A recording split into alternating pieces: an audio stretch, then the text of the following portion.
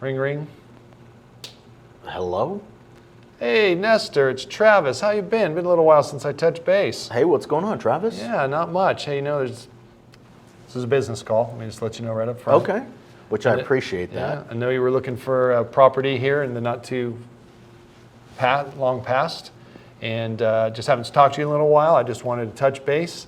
And hey, are you still in the market to buy? No, the rates went up. Oh, okay. Yep. So if the rates hadn't gone up, would you still be looking in the market? Yeah, I think so. Okay, awesome. You know what? I think I got good news for you. Potentially, we're going to have to do a little bit of work, but really, how does an interest rate affect your desire to buy? I like it. Do you guys see what he did there? I don't know what I did, but I felt like it sounded good. No, we Give were me the science of it. We were having a conversation. We were dealing with objection handling, but I think one of the biggest things that's always missed in we're going off on, at least I'm going off on a tangent here, is you are handling the conversation with questions, which I very rarely see in objection handling. Normally when people or agents get into that objection handling, they go straight to, this is what I can do for you, this, and this, instead of actually really taking a step back and figuring out what the situation is so that they can handle the situation appropriately or address it appropriately. Got it. So, yeah, that was a good one. So should I buy in this market? That's the big question, right? We're getting from a lot of people. And interest rate, that one I feel very confident in because, interest rate's really meaningless. Right. I know we all want to talk about how great our interest rate is and tell our friends that ours is lower than theirs. And that is great. I would love to have a low interest rate. But the reality is, what are you trying to accomplish? Right. And let's pretend like interest rate doesn't exist. Let's look at what you're looking for. Your scenario, down payment, ability to pay. Correct. What you want. Okay, now let me show you. Does the formula fit? Here's the number on a monthly basis that you could have that. Would you be willing at that price? Exactly. Would you be interested at that price to own that house? Yep. Okay, then do you realize that I calculated this at 8%? Does that change your attitude at all? It shouldn't, because you're getting what you want at a price you can afford.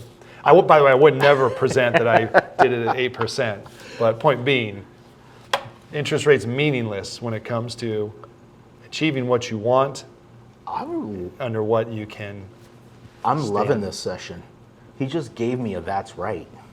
So I don't know if you guys caught that part, but really what he did was he took me to a place where it left me in a position to say that's right. So Travis did not try to change my mind. He just gave me information so that I could change my own mind to come up with those famous words of, you're right. Oh, there we go. Yes, when you get to that point, you're able to close. So you got to do the workaround. Yes. Yeah. Someone's objection is interest rate. Just got to work around it. It's not always going to work out, but at least do the math, right? I will say this. Here's my 2 cents to all the agents out there. In the market that we're currently in, now is your best opportunity that we've had basically year to date to be looking for buyers and to be securing those buyers, because of the fact that the inventory is softened up a little bit with regard to fewer multiple offers and things of that situation. Your buyer actually has an opportunity to get into those properties and not necessarily pay full price and have an opportunity to pay a little bit less and things of that nature. So I would say to the agents right now, you should have a strategy in place where you are attracting buyers. Yeah. And I would also suggest that you invest, if you haven't already, in a real estate calculator. Do you have a real estate calculator? I do not. Oh, sorry. Didn't That's mean to okay. out you right there. That's all right. I do not. When I got in this business, that was one of the first things you did. Everybody had their little real estate calculator to calculate things out. Why do I bring this up? Before I tell you, I actually gave away one of my calculators today. Not for keeps, but to investigate, learn how to use, and then I encourage them to go buy one of their own. Because you really need to show buyers the ability to purchase. And a lot of them are stuck on, what's my lease amount? Right. And, I know the mortgage is going to be more than that. And they don't look at the benefits, most specifically, the tax benefits of home ownership. And when you can show them, because you can calculate that on the real estate calculator and say, wow, you know that under these circumstances, you could own a home for near, slightly over, or at the same price as you're paying in rent right now? I like that. And we've seen the rents go up so dramatically, it's really helped out on these calculations. Right. And when people look at it, because you can calculate it real quickly, it is a ballpark, but you can get them started, and it'll tell you annually what you're going to save in taxes. Just show them that number, because it's generally in excess of $1,000 a month. So that's $12,000 annually. That's a big number. Right. So I would suggest get that real estate calculator and get used to using it. It's going to come in handy to overcome some objections. So interesting. I've always taken the approach of passing that on to what I like to call the experts in that part. So I usually pass that back to the lender and going over that information with the lender. It's always been my approach. I find that when people show me interest in something and I give too much of a lag time, the interest dissipates exponentially. That's fair.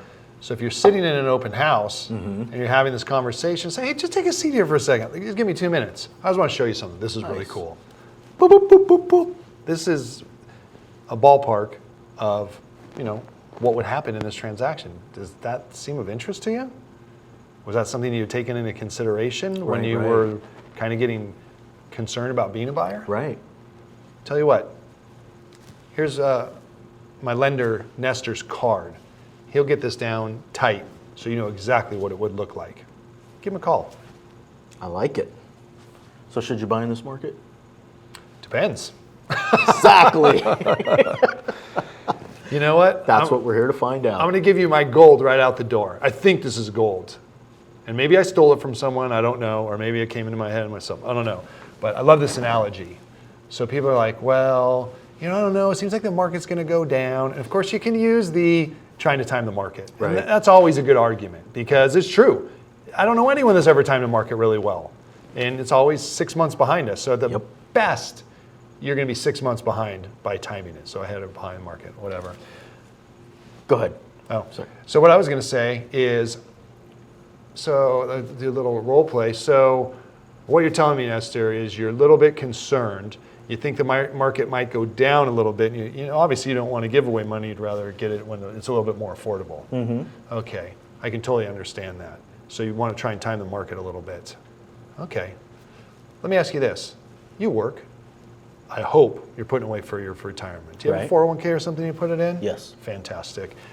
Let me ask you, what frequency do you put away for your 401k? Is that a per paycheck or once a month that you're putting your money in there? Every time money comes in. Fantastic. So let me ask you, how are you timing the market with your retirement if you're putting it in every month?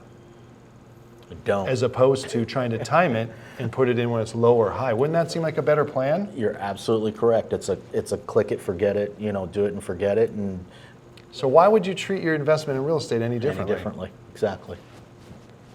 Another that's right. Well, I don't want to buy high. Well, of course. Don't want to buy stocks high.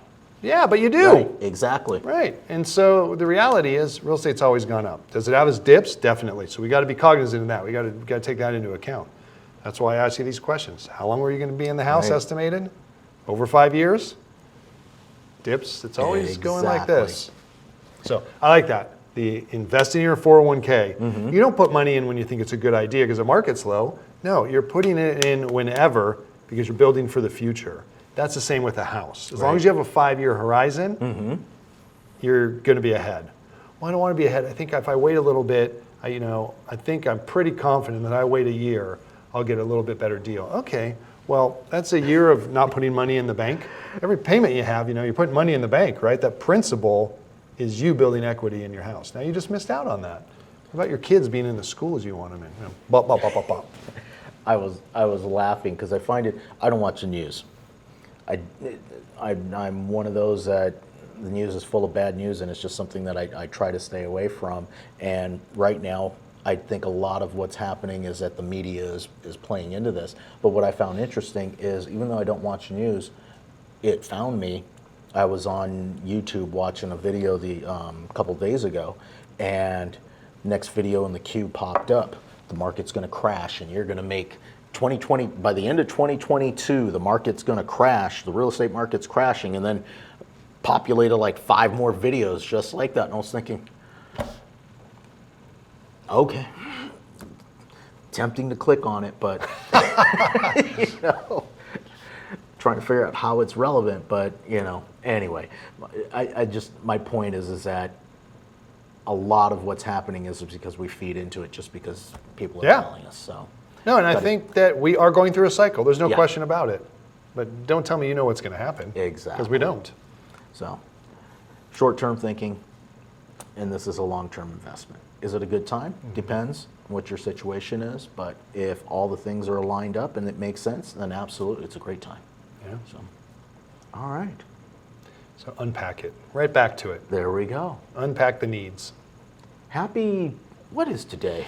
Today's a beautiful day. It's sunny outside. Perfect.